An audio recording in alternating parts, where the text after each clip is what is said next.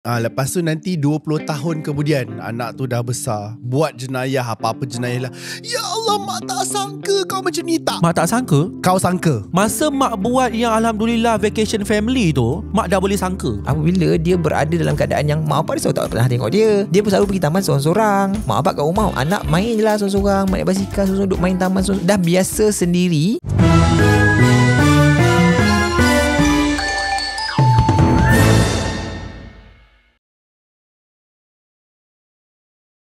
Hello, Assalamualaikum. Anda menyaksikan T-Podcast bersama saya, Hizman Huzair. Saya Papayin. Di mana kami Membancu teh, membawa teh dan menumpahkan teh. Dan kali ini seperti mana yang kita telah janjikan adalah kita akan menumpahkan teh Makno Yes. punya anak. Punya anak. Sekali lagi Makno bersama dengan kita. Okay, cerita what's happening. Apa yang berlaku? Anak Makno pun pandai buat teh. I ni sebenarnya I ada 3 orang anak. 3 dah sekolah, tapi yang 2 ni dah sekolah rendah lah. Oh, Makno ada 3? 3 Oh, I thought it's 2. I ada 3 orang anak, 2 dah sekolah rendah lah. 1 lelaki, 1 perempuan yang sekolah rendah. Yang I perasan tapi I dah pernah buat survey juga kat internet tau. Sebab anak lelaki I memang senang, memang easy going, tak ada masalah langsung. Itu sulung Yang kedua, maksudnya balik sekolah aku tak pernah dengar cerita apa-apa. Begitu gembiranya hidup dia, bermain, mungkin dia ada gaduh sikit, tapi I tak pernah tahu dia macam Maksudnya dia tak highlight. mungkin juga. Tapi kalau budak perempuan toxic I cakap kat you, serius. And then I pernah buat satu posting dekat social media. I cakap, ada tak parents yang menghadapi masalah yang sama dengan I, macam which is kita ada 2 anak. Anak perempuan ni je yang ada masalah, isu kat sekolah. Which isu yang similar yang I terima kat dalam ruangan komen yang ribu-ribu orang komen tu adalah memang select. Punya memang betul budak-budak perempuan. Mereka memilih kawan, you know. Orang perempuan ni, dia punya perkauman ataupun keakuan tu dah bermula daripada sedari bangku sekolah. Talent-talent bergaduh dengan ibu mertua tu dah memang diasah daripada sekolah rendah. Tak, dia dah jam berapa dia? Kita cakap pasal dah jam berapa? Anak I ni waktu dia daripada darjah 1 lah, sekarang dah darjah 3. Daripada darjah 1 ada masalah yang sama. Oh, tahap 1 I tambah, I bagi satu lagi contoh. Kawan I, dia anak perempuan pergi main rugby. Jangan tanya kenapa. Anak dia main rugby, touch rugby lah. Okay, so bila dia dapat selection untuk mewakili daerah macam tu lah apa semua kan, dan perempuan lain tak dapat, level toxic dia adalah serang melalui nombor WhatsApp tidak dikenali, keluar buat Instagram fake untuk serang dia dekat bahagian Instagram, sampai mak dia kena masuk campur tau. Begitu terancang Begitu terancang. Dan sekolah rendah. Dahsyatnya. Dahsyat dul. Betul, I beritahu you. So sebagai ayah, aku memang pening kepala dengan anak perempuan punya story. Kisah perkauman dan asabiah ni. Dia mesti ada isu tak nak kawan. Memang tak? Isu tak nak kawan. Isu kalau dah tak nak kawan, kawan ni cakap dengan ni jangan kawan dengan dia. Ataupun kalau dah berkawan pula, kawan yang anak I ni tak boleh kawan dengan orang lain. Benda-benda petty. Tapi I realise something yang bila I ambil benda ni secara serius adalah watak yang sama, konteks yang sama, cuma dia punya situasi mungkin berbeza-beza. Dia punya pola lantai dia. Sama. Konteks dia sama. Tak nak kawan. Ni benda-benda peti-peti ni. Sepanjang setahun tu anak I akan cerita macam moody sampai stres, malam-malam pun tak boleh tidur. Sebab apa tahu, macam contoh sekolah anak I ni dia ada makan. Time tu dia darjah 2 ke darjah 1 something lah. I suka bawa bekal untuk anak I. Walaupun sekolah dia tu ada makan, ada kantin apa semua lah. Dia ada makan yang disediakan. Ada makan sekali pagi, tengah hari, petang ada makan kan. Tapi suka hatilah I nak bekalkan anak I. I memang suka macam bekalkan apa-apa yang seronok lah. Macam add on lah. Love language dia act of service. Okay I lah. suka lah bekal-bekal. And then lepas tu, satu contoh adalah kita memang ajak anak I cakap, kakak, kalau kakak nak bawa bekal, Nabi memang ajar kalau kita decide untuk makan di depan halayak orang, kita memang kena lawa orang. Itu memang dihukum dia. Sebab kan Nabi kata kalau you nak makan memang kena ajak orang. You tak boleh sembunyi makan daripada jiran pun. Korang kalau nak makan kacang ni makan tau. Yang kat belakang kamera ni kan. Betul. Even kalau you masak Tapi kalau boleh jangan ambil lah. even kalau you masak jiran you bau, you kena bagi. Oh, faham. Ya, betul. Konsep lawa ni memang dianjurkan oleh Islam. Kita kena kongsi. I pun faham. I pun cakap, kakak kalau kakak nak bawa bekal, kakak kena tahu yang kalau orang tengok mestilah orang teringin. Biasalah budak-budak. I faham. Tapi dalam masa yang sama, I perlu juga ajar anak I, kau takkanlah bagi semua pula. Apa function aku bagi kau bekal? Kau makanlah portion kau. You pandai-pandai lah decide mana yang kau nak bagi, yang mana kau nak makan kau makan. Janganlah sampai kau berlapar. Maksud I, itu yang dia punya challenges kat situ. Maksudnya kita macam mana kita nak bagi anak kita jadi kat tengah-tengah. Kita orang dewasa tak apalah, kita tahu kan. Yelah. So isu dia adalah, I jadi pelik, kenapa ada wujudnya kanak-kanak yang sekecil ini dah memayis tapi small enough untuk ada karakter-karakter yang nak. Kalau tak bagi tak nak kawan. You faham tak? How they build that character kan? You dah memayis, maksudnya dah tahu betul atau salah, but you small enough to having that kind of character ataupun attitude. Faham tak? Bukankah benda tu value yang sentiasa kita terapkan? Kalau nak, I selalu ajak anak I, kalau macam you tengok kawan you makan, kalau you teringin, it's okay, minta lah, cubalah nak minta. Kalau nak minta boleh minta, tapi kalau orang bagi, ambil, tak bagi tak apa. Betul. Sebab kita tak boleh halang budak-budak ada perasaan macam tu kan. Isu dia adalah kawan kakak ni dia selalu minta, lepas tu kakak dah bagi, tapi ada yang kakak nak makan, tapi kalau yang dia nak juga apa yang kakak makan tu, kalau tak bagi dia tak nak kawan, dan ajak orang lain juga tak nak kawan. Benda tu berlaku over and over again, dan benda-benda macam tu lah. Jangan kawan dia yang benda-benda macam ni, benda-benda petty macam ni berlaku. Tapi macam side I pula, you faham lah zaman-zaman sekarang pula, social media dan sebagainya, and then I ni tak adalah macam famous now, tidak, tapi you faham kan kadang-kadang kalau kat sekolah tiba-tiba macam cikgu mesti anak mana kau ingat kawan special lah anak kau. Faham kan? Faham kan situasi yang kalau I berada dalam situasi yang I nak cakap lebih, nanti orang kata mentang-mentang lah kau ni. Mentang-mentang lah kau. Sedangkan I diam tau. Banyak kali I selalu cakap macam ni. Dialog I benda yang sama je. I cakap tak apalah kakak, kita kawan dengan orang yang nak kawan dengan kita je. Kalau orang tak nak kawan dengan kita, jangan kawan kita. Tak apalah kakak. Lepas tu kita akan buatlah example bodoh kita. Kita akan cakap Daddy pun tak ada kawan. Dulu kan Daddy kecil-kecil pun kita akan buat macam tu. Sampai satu tahap, sampai hujung tahun tau. Benda ni setahun tau. Anak I hari-hari cakap benda yang sama. Sampai satu hujung tahun tu, satu hari I macam realise tak baiknya aku macam tu kat anak I. Sebab kita ni parents adalah tempat yang anak melihat kita satu tempat selamat untuk dia Mengadu lah kan. Macam dia mengadu kita, apa function dia mengadu kita? Sebab dia nak kita bagi solution dan sebagainya. Tapi kita selalu ni parents kat luar sana, I nak bagi tahu, kalau benda tak nak kawan ni, rupanya sebenarnya bila I dah tanya dengan cikgu dan sebagainya, memang dia orang menganggap ni benda ni besar sebenarnya. Dan I memang sentiasa menganggap benda ni besar. Kita selalu memberi jawapan pada tahap kita sekarang. Macam I sekarang, di usia I yang dah kertu-kertu ni, memang I cakap tak nak kawan tak apa, sebab konsep I sekarang bukan tak nak kawan tak apa. Konsep I jangan kawan dengan I. Jangan kawan dengan I. Macam I kat office pun, makan pun sembunyi-sembunyi. Harap-harap janganlah ada orang ajak aku makan, sebab aku nak tidur kat surau. So kita punya jawapan tu di atas kapasiti kita sekarang tau. Kita memang tak kisah orang tak kawan kita. Macam I sekarang, waktu zaman-zaman umur sekarang ni, lagi senyap, lagi bagus hidup aku. Umur aku sekarang nak tambah satu lagi musuh, why bother, sila. Lepas tu macam kalau orang tu tak ada kawan, okey je. Macam kawan kita kat tempat kerja, tiba-tiba dia dah pergi lunch kan, tak ada berkecil hati. Macam bagus kau pergi lunch. Tapi kenapa kita letakkan situasi jawapan tu kepada kanak-kanak? Sebab masalah kanak-kanak ni dia mengikut level orang tu lah. Macam kita orang tua, masalah kita nak bayar rumah, masalah kita di tahap yang lebih besar. Tapi untuk budak-budak sekolah rendah, tak nak kawan tu sebenarnya sama level dengan masalah yang tak dapat nak bayar rumah ni. Faham tak? Level itu. Sebab tu dia sangat terganggu. Tapi macam ketika itu, makna macam mana I nak buat lah. Sebab kalau aku cakap, I pun tak tahu betul ke apa anak aku cakap. Sebab kita ni ada tendensi untuk bias kan anak kita kan. Tentang anak aku membongak, menipu. Mana tahu budak-budak pun boleh tahan juga menipunya. Walaupun sepanjang insiden setahun tu ada benda-benda berlaku depan mata I yang memvalidate cerita anak I tu. Benda tu kadang-kadang berlaku. Kadang-kadang kita pergi event sekolah, macam ternampak lah benda tu. Betul apa yang anak I cerita. Tapi tetap I letakkan sikit portion dalam hati ni. I tak nak letak 100% percaya disebabkan just because dia anak I. Tapi I tak ambil mudah. I memang pergi jumpa cikgu. I message cikgu tu dulu. Macam biasalah, makna dia dah setahun kumpul kau siap lah hidup kau. Memang aku hencapkan ustaz tu semua. Aku dah caci maki dulu. Lepas tu I cakap, you better, I tak tahu, I tak nak kata anak I betul-betul semua. Mungkin anak I salah. Kalau anak I salah, you bagi tahu. Kalau benda ni, cerita ni tak benar, you bagi tahu I. But I nak tahu juga anak aku menipu ke tak. Tapi I tak nak benda ni di macam besar-besarkan. Bukan, I memang nak benda ni dibesar-besarkan. I tak nak you ambil remeh. You kena investigate benda ni betul-betul berlaku ke tak. I nak jumpa parents tu semua. I cakap, aku tak kisah siapa macam mana pun, tapi aku nak jumpa parents tu. Tapi sebelum tu kau investigate betul tak cerita anak aku ni. Kalau benda tu betul, you bawa you bawa I jumpa parents tu. Kalau you tak bawa I jumpa parents tu, I akan jumpa juga. I cakap, dua jalan je. Cakap, sama ada kau yang initiate ataupun aku yang initiate. I can do. I cakap, I memang pakar dalam menghuru-harakan hidup. Kalau you yang buat, silap lah. Silap lah. Tapi akhirnya berjaya lah perjumpaan dan sebagainya. Cuma I just nak highlight kat sini, banyak yang I boleh nampak pemerhatian lah. Banyak orang yang jadi parent tapi sebenarnya tak ready jadi parent. Disclaimer, saya bukanlah pandai sangat. Saya ni sedang belajar. Saya Faham. Saya sedang belajar. Cuma saya betul-betul minta kepada parent kat luar sana, kita kena jadi alert. Alert tu maksudnya jadi peka dengan anak kita. Banyak orang tak peka dengan papaian. Serius tak peka. Okay, macam ni here's a very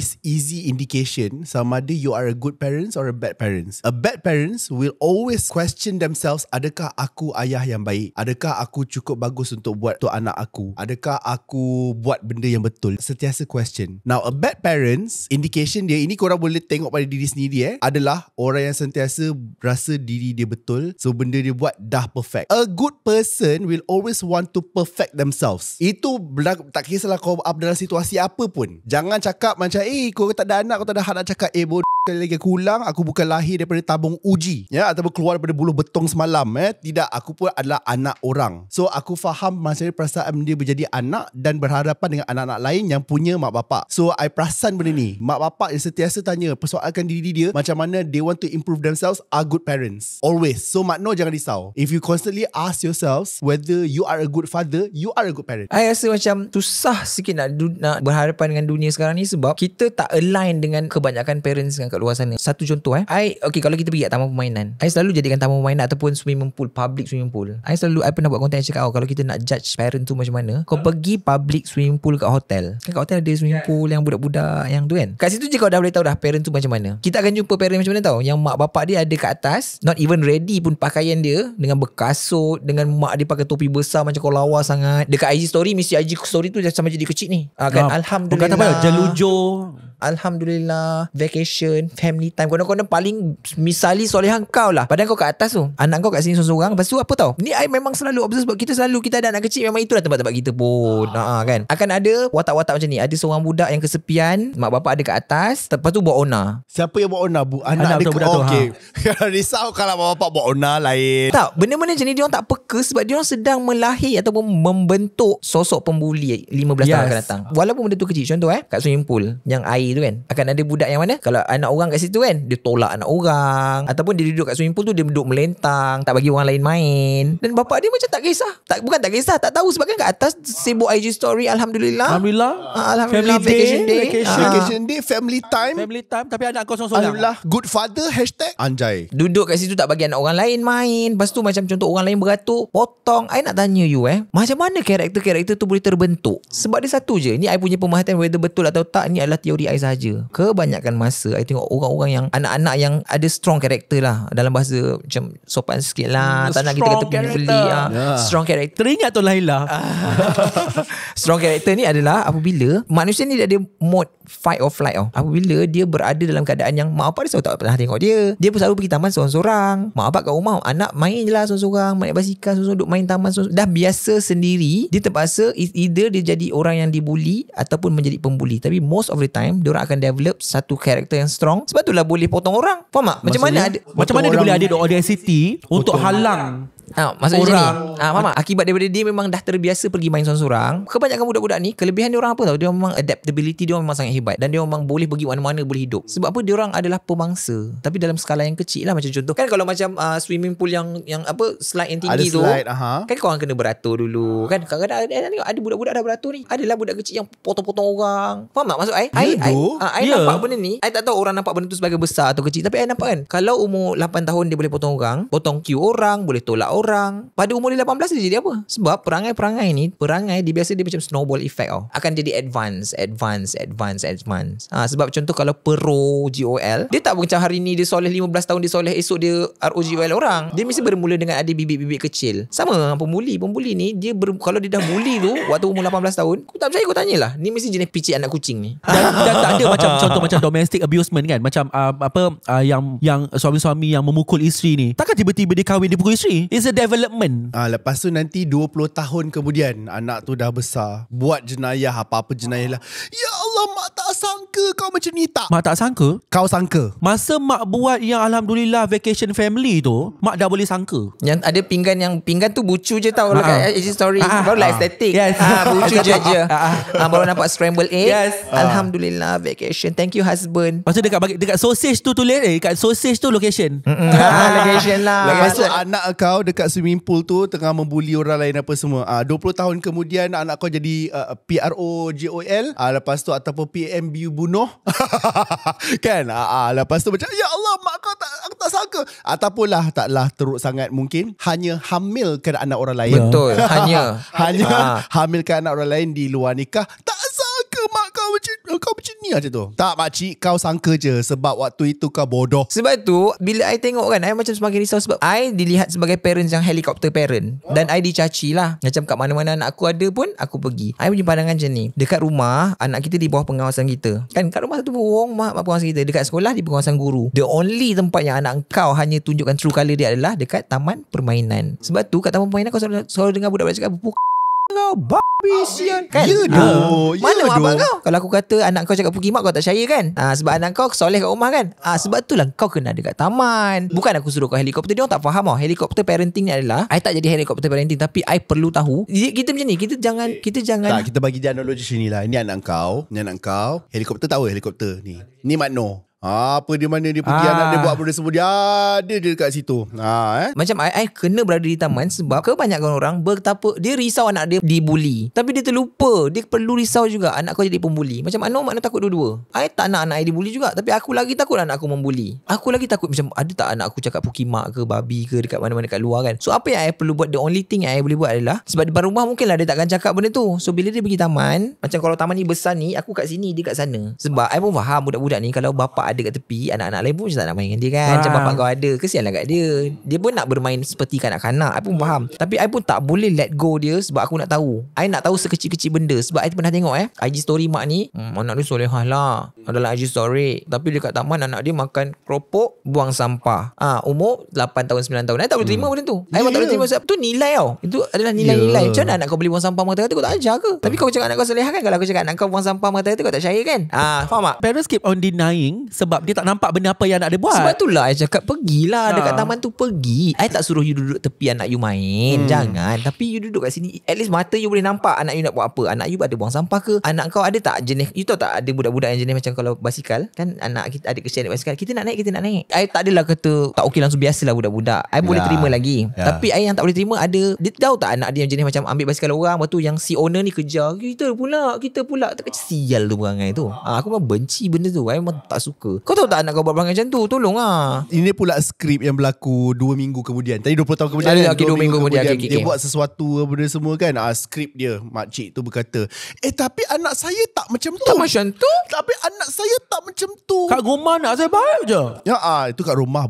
Tak, sebenarnya bila anak I dulu waktu kita orang belajar lah, sebab yalah kita belajar dekat UIA, kadang-kadang kan ada yang macam kahwin awal dan sebagainya, standard. So usia dia 25 dah kahwin, dah ada anak 2. So aku macam risau lah ayat yang Hiz keluarkan pada dia, macam Syafiq, nama dia Syafiq lah kawan aku tu, kau dah ada anak nanti tau, aku just tak nak anak kau jadi satu je, anak kau jadi macam terjal. So Hiz pesan satu je lah, sedangkan binatang pun kita boleh ajar dia, apatah lagi manusia. So pretty sure anak kau nanti mestilah lebih hebat daripada binatang. So tolonglah train dia sebaik boleh sebab mak aku ada bela monyet dekat kucing, dekat kucing Sarawak. Dia mungkin dia boleh train monyet tu untuk behave. Anak kau nanti tolong macam tu tau, even better macam tu. So faham tak aku punya analogi dekat sini? Sedangkan kucing pun kita boleh train dia untuk membuang dekat mana dan sebagainya. You're saying that your kid is lesser. Itu aku logik dia dekat sini. Kedengaran kasar apa yang saya cakap ni. Lagi saya tak ada anak sendiri dan sebagainya. Tetapi in terms of science, a human being is more than an animal, and you can train an animal.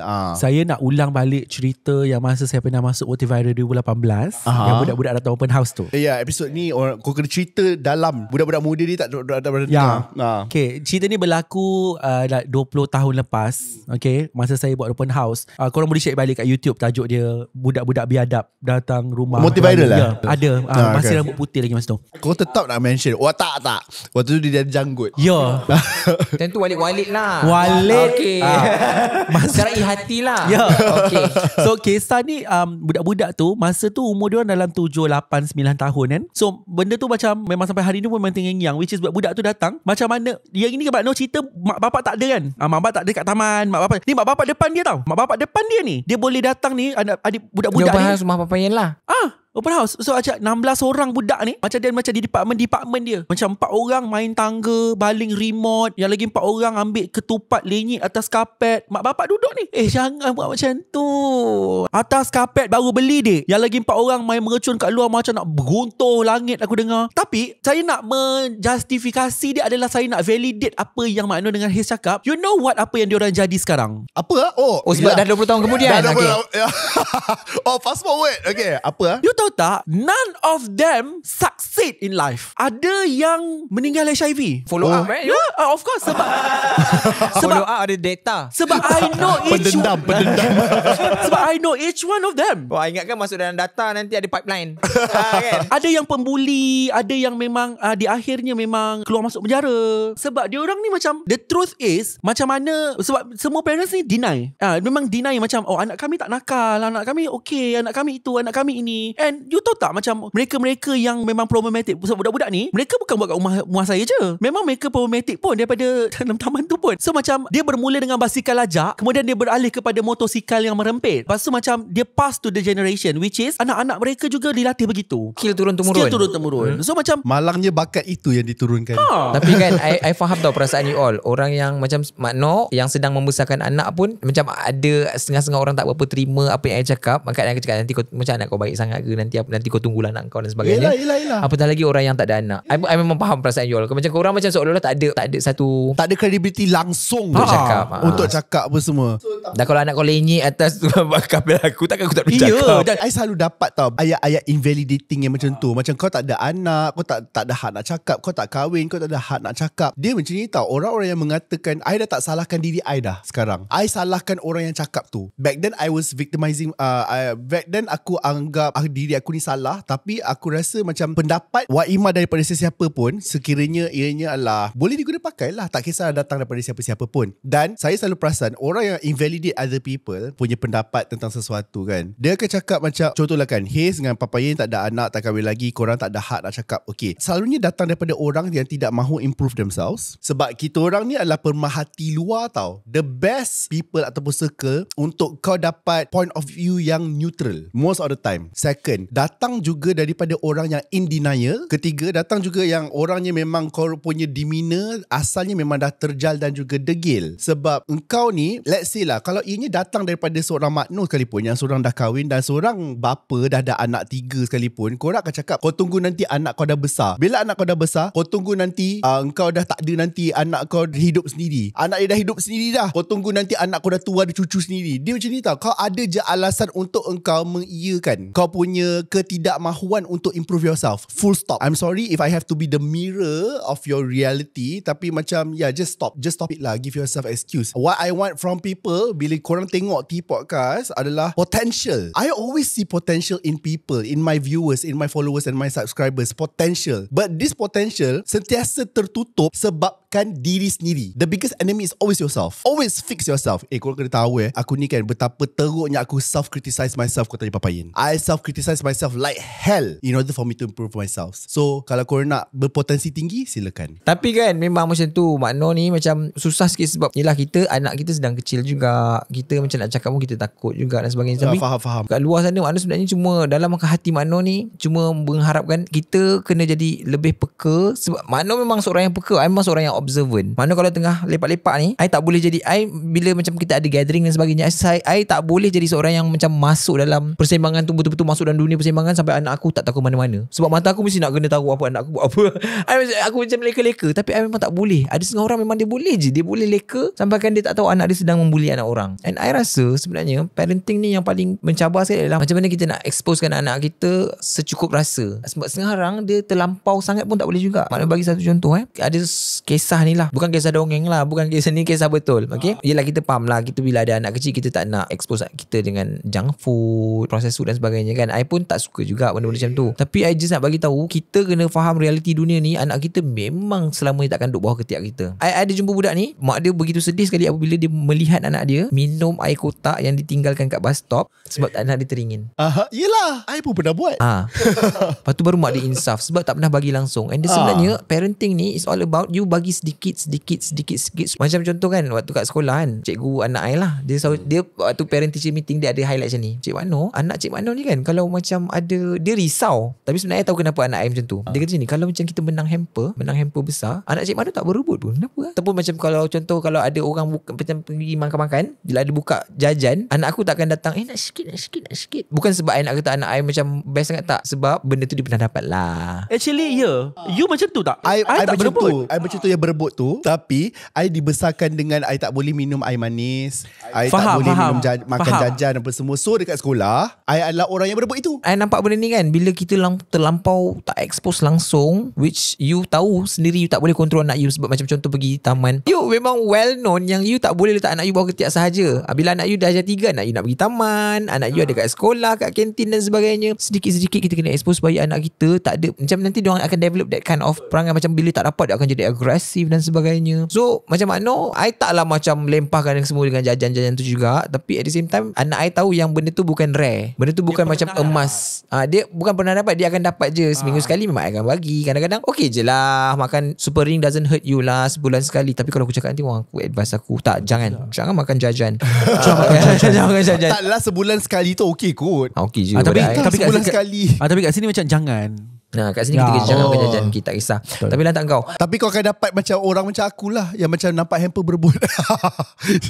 Nampak cikgu cakap kenapa dia macam, is she okay or not, kenapa dia macam tak nak berebut. Tapi sebenarnya bila I tanya kakak, dia kata dia tak suka nak berebut sebab tak apalah, nanti je lah, makan kat rumah je lah. Macam tu lah, dia tak nak makan rumah ada. makan kat rumah je lah. Ataupun macam tak apa, dia malas nak pening-pening. Macam malam nak pening-pening berebut lah. Macam tu, apa yang dapat. Tapi masa cikgu tu cakap awal-awal tu, kenapa anak Mak Nur tak berebut Aku pun risau. Aku macam, kenapa dia tak berebut faham tak? Dia tak ada dua je babe, sebab ada memang dia dapat, ataupun macam dia tak kenal pun benda tu. Tak, bukan tak kenal benda tu. Dia macam dia terlalu introvert. Faham. Sampai macam tak apalah. Bagilah kat aku. Kau lah bagi kat aku macam tu kan. Dia macam terlalu introvert. Aku pun risau juga tadi, tapi disebabkan tu okay, itu lebih logik. Tak tahu lah, I tak tahu I ni seorang yang overthinking ataupun terlampau benda-benda micro pun I nak tengok. Tapi I suka dalam parenting ni, I suka tengok benda-benda yang macam benda-benda yang kecil-kecil tu. Contoh kan, I suka, apa yang I nak didik anak I adalah I suka orang yang ada empathy. Susah you nak develop anak yang ada empathy. Contoh kalau dalam grup kawanan budak-budak, biasanya budak-budak you akan nampak bila dia dah at certain age, dia orang memang nak stick dengan main dengan age dia orang je, which kita tak boleh nak salahkan juga. Contoh you ada budak 9 tahun, budak-budak perempuan 9 tahun mesti nak kawan dengan 9 tahun 10 tahun. Dia dah tak boleh nak ngam dengan budak 6 tahun dah. Nak main macam mana? Kalau kat taman nak main macam mana? Betul tak? Sebab budak perempuan ni suka jalan-jalan, sembang-sembang. Kalau budak lelaki lain pula cara dia. Tapi macam mana you nak tahu anak you ada empathy ke tak kalau dalam group of same age tu 9 tahun, 8 tahun, 9 tahun, 10 tahun tu kan, ramai-ramai budak perempuan, tiba-tiba ada seorang kanak-kanak kan. Tak, maknanya selalu terperasan seorang budak yang terasing. Macam contoh kadang-kadang ada budak-budak macam contoh yang jauh sikit lah age dia, macam daripada 9 tahun 7 tahun ada budak 4 tahun, budak perempuan. I rasa alhamdulillah setakat ni mungkin alhamdulillah I rasa berjaya sebab anak I tengok kadang-kadang I sian dekat dia tahu. Dia macam dia tengok kawan-kawan dia nak pergi main, yang budak-budak lain akan berlari je tinggalkan budak ni. Tapi anak I terpaksa dia antara dua, macam tapi budak ni macam mana dia nak main, dia terpaksa main dalam keadaan yang dia macam tak happy pun, sebab dia bukan tak happy pun main dengan budak 4 tahun 5 tahun tu. Dia nak main dengan kawan-kawan dia, tapi kesian budak ni. So I rasa baguslah EQ anak you dah tinggi. Ya. Sebab tu I rasa as a parent kita kena benda-benda yang kecil-kecil, sebab kita terlampau tengok benda-benda yang besar-besar. Kau nak bapak banyak faham tak? Kita terlampau banyak, kita sampai kita tak kisah pun anak kita main kat taman, anak kita punya perlakuan macam mana, adakah anak kita ni berebut. I memang memandang berat sangat isu berebut kat taman permainan, sebab I rasa benda-benda tu akan develop karakter dia. Tapi I dianggap seperti helicopter parenting. I dianggap anak I ni lembik, faham tak? Itu isu dia sekarang. Okay, so I just nak cerita kat you all lah kan, kalau you guys come from parenting ataupun you guys are parenting yang jenis macam bukan macam ni, sebab ini punya karakter sebagai seorang bapa rare. So I'm pretty sure I tak tahulah macam mana bila dah besar nanti benda semua tu, dia anak tu nanti jadi hasilnya macam mana. Tapi I tahu for a fact bila dah besar nanti datang daripada parenting yang satu tidak helikopter, macam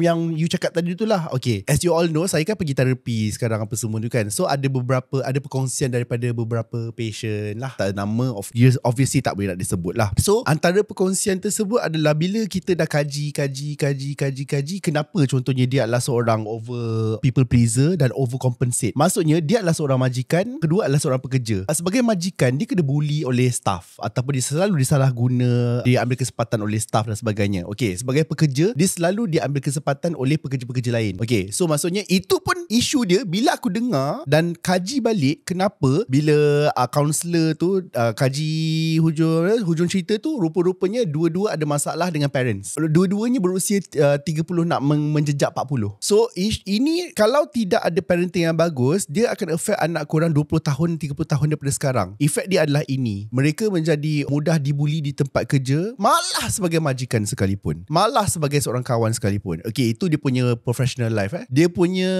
personal life ataupun relationship, dia orang ni akan sentiasa attract orang yang nak mempergunakan diorang. Kalau dia kaya dan berduit, akan sentiasa diambil kesempatan. Orang datang nak dekat dengan dia, just nak duit je. So kau tak pelik ke Papayan, kenapa orang datang, kau rasa macam kenapa ada orang yang macam boleh mempergunakan orang lain hanya untuk duit, dan orang yang dipergunakan duit tu macam membenarkan saja. You tak pelik ke? Sebab dia ada masalah self-esteem. Dan kalau kita kaji benda tu semua, hujung cerita tu memang sebab cara dia dibesarkan sejak kecil. Dan okay, betul lah, it's a development. It's a development daripada awal, seawal itu. So I nak memperkenalkan kepada korang satu konsep, nama dia emotional will. Kalau korang Google image, emotional will tu adalah beberapa emosi asas. Lepas tu itu circle pertama, circle kedua dia kembangkan lagi.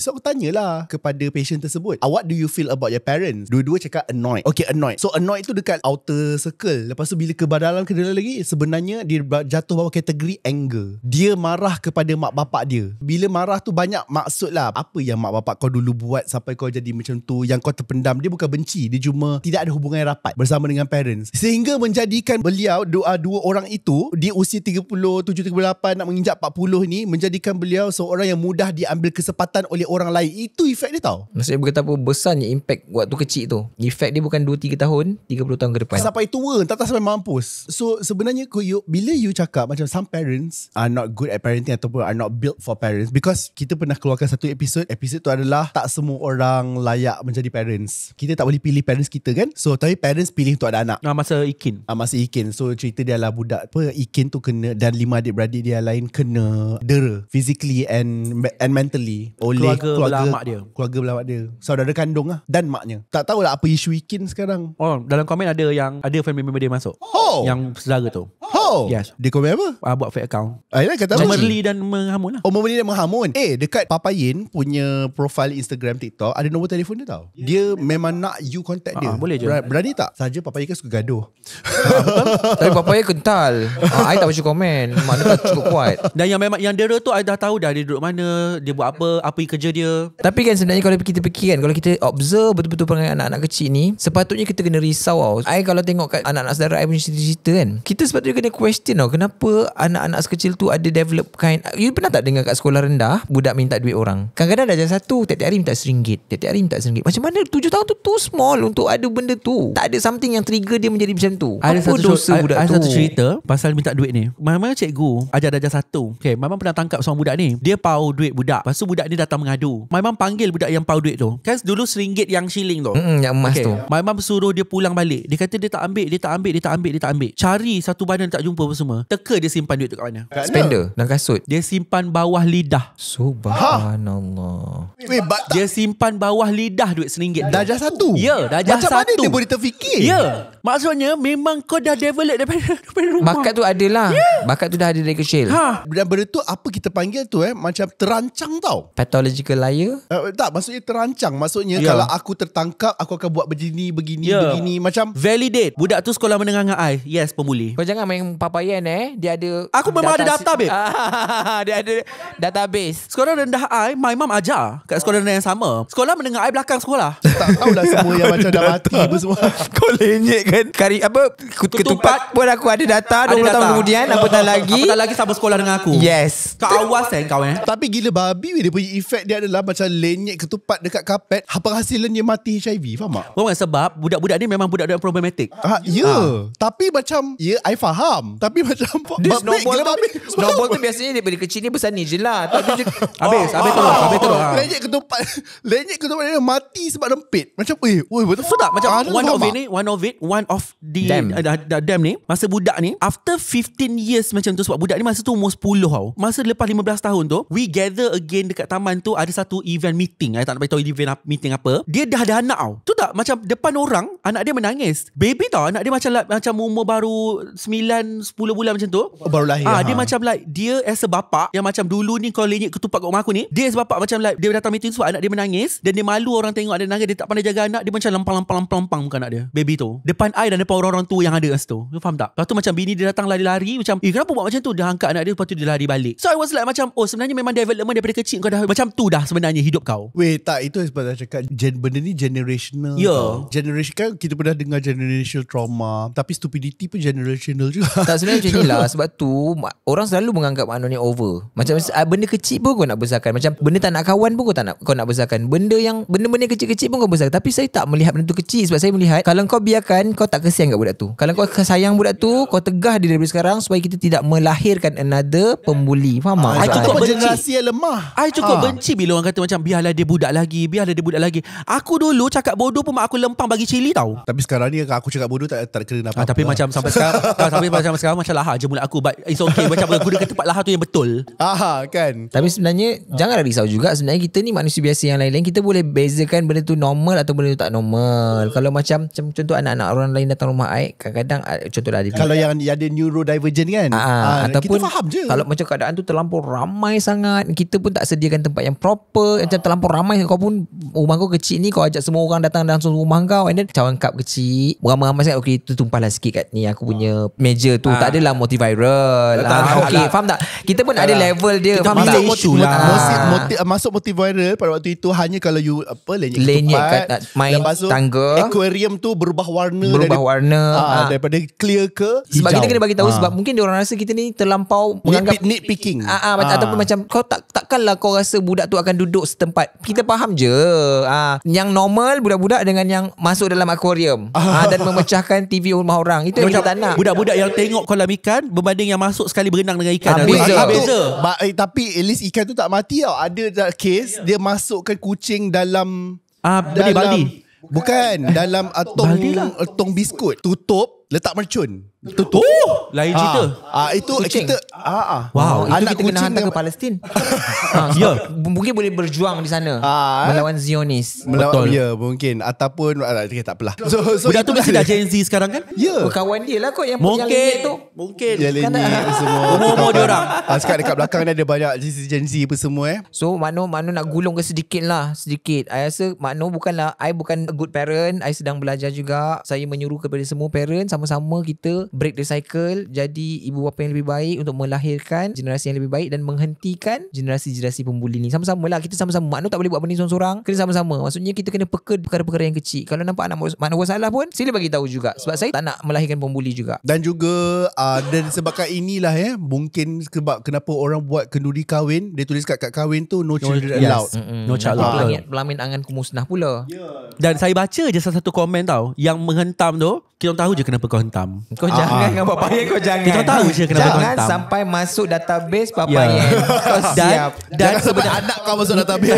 Dan sebenarnya aku memang tunggu je parents ni komen dekat ni podcast ni. Kita orang tunggu je macam kau je. Dia akan balas actually macam I suka buat compilation. Macam I tak I jarang-jarang buka dan I malas nak balas sebab I tak kuasa. Bila free dan just stuck dalam jam macam tu lah. Tapi sekarang I tak ada banyak masa free, so selamat ada orang. I just suka je contoh macam bila dia tak setuju kan, dia macam maki-maki kita ni kan. Kau lah parents yang anak buat problem tapi tak tegur tu. Bila orang macam nak buat kundiri tak ada anak apa semua tu kan, kau komen kat bawah apa semua kan. Dalam hati dalam hati aku kan macam suka hati dia lah wedding dia. Okay, next issue. Nah, maksudnya macam simple je. Kau bukan target market dia lah untuk giveaway tu. Next issue swipe lah budak bunuh kucing baru-baru ni video ni. Macam ada ke?